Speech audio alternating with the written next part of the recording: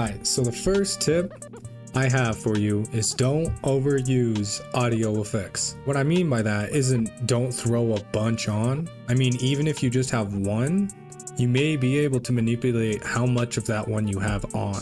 So for instance, in Ableton, I have a dry wet knob on this reverb. And if I turn that down, you see it makes it, technically the reverb's still there, just it's dry. It's not, you won't hear it, but you can just mess with turning that up and it really just changes the overall effect.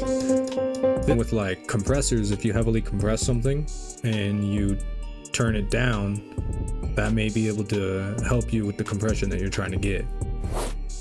Alright, now my next tip for you is going to be sidechaining your kick to your 808 or your 808 to your kick. And how you would do that in Ableton is you get the regular stock compressor, which would be found in effects. So you grab the stock compressor and you throw it on your bass. I already have one and I already have it set to what I need it for. I'll show you an example of it with and without and then explain what it's doing and how I did it.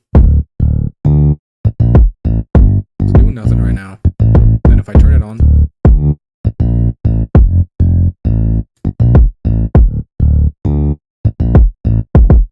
it's not much, but it can be a big help in some cases. Anyways, what it's doing is when I sidechain my bass to my kick, whenever the kick plays, the audio of the bass ducks. How you decide the parameters of how much it ducks, how long, is all in the controls of the compressor. So when you throw the stock compressor on, it's gonna look like this. This will probably be up to like 0, but we'll just have it down for now. I set it to -20, that's why I usually have it on. You can have like -15, just whatever you're trying to achieve, just however much you want it to be able to duck. From there, you're gonna wanna click this little arrow, and this is gonna pull out the sidechaining menu. And you're gonna wanna make sure that you have this turned on with this button, but do not have the EQ turned on. Now, I haven't looked too much into this, but I believe the EQ just decides what frequency range is being affected by the sidechain, which we just want to affect all of it. The reason we are doing that is they're both basses, so when both the basses play, if they sit close enough on the frequency range, they sometimes clash because it's just a lot of audio. And what this will do is this will get rid of one of the signals or duck it to the other one, so you don't have them punching each other in the face. And how you would control it to do that is when you have this turned on, you want to select the audio from and select it to where your kick is coming in from, whether that's a drum rack or a single track. You just want to make sure that you get it to just the kick is coming in as audio, and that'll look like this. So now, as you can see, every time the kick plays, you have this little duck. And the way I control that duck is with these controls right here. The ratio, I have 5:1. So for every one, I don't know if this is affected. I believe this is just like the one is every time it plays. For every audio coming in, it compresses that 5 decibels. The attack and release control how long it takes for it to get to the lowest and then release and get back up to its original. The attack is what controls how long it takes for it to get to the lowest, and you control that by just changing this number. So if you have this turned up as well, you see it slowly, you can see what it's doing. When you're sidechaining, you want a quick duck and a quick release back to where it was. This will make it to where you can get the thump of the kick, but still get the tail end of the 808. It's not too much, but it's a tip that helped me when I first learned it, for sure. The next tip I have for you, sound selection. Now, I see this overlooked a lot, and what it entails is when you make a certain genre, there will be sounds that are a part of that genre. I know a lot of people don't like to throw rules to music, but the truth is genres will have rules. You want to usually stick to those rules. I have the same drum pattern right here, but 2 different sets of drums. One is based off drill, number 1, and the second one isn't. I'm going to show you the difference between the two. Now, sound selection doesn't only pertain to the drum side. This would also pertain to the melody, but for now I'm just going to be simply showing you the difference between these 2 drums. After. So as you can see, this already sounds off.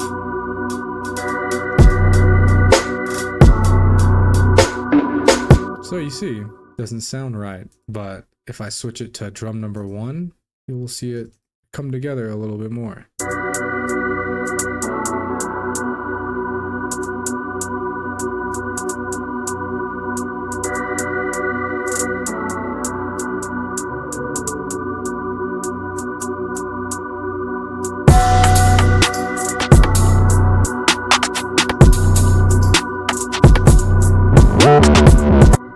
Get the point.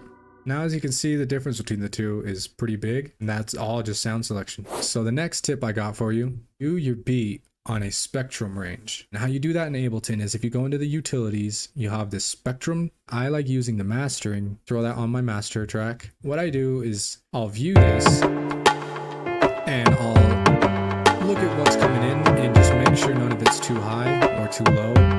This really just helps you to see what's going on the frequency range of your beat. So like if you wanted to even, you could full on take out some things while this is playing, and see where things sit. So like if I take this away, you can start to see what will duck. Like I think if I took away the drums, yeah, see a lot is starting to go down. Take out the bass.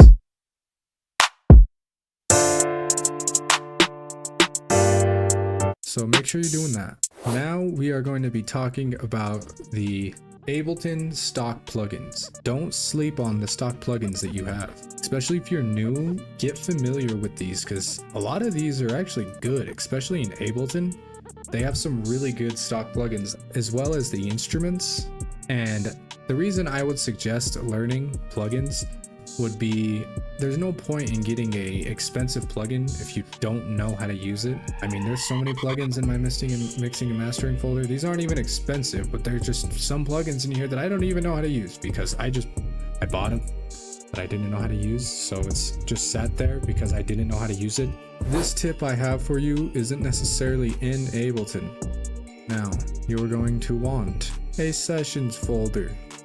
Now you can customize this however you want. I'm not going to tell you how to do it, but what I am going to tell you is to just separate. Now you don't even need to focus on all this. What you're going to want to make for yourself is a finished and not finished folder.